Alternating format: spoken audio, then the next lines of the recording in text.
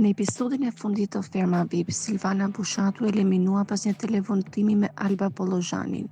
Ky rezultat shkaktoi pakënaqësi te këngëtari Frederik Ndoci, i cili shprehu dyshime mbi transparencën e votimeve dhe akuzoi produksionin për manipulim të rezultateve.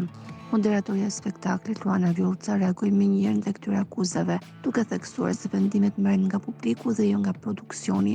Ajo bëri të qartë këngëtarit Doci dhe pjesëmarrësve të tjerë se kushdo që ka dyshime mbi integritetin e spektaklit është i lirë të largohet, ja e cila ishte pjesa e bisedës mes tyre.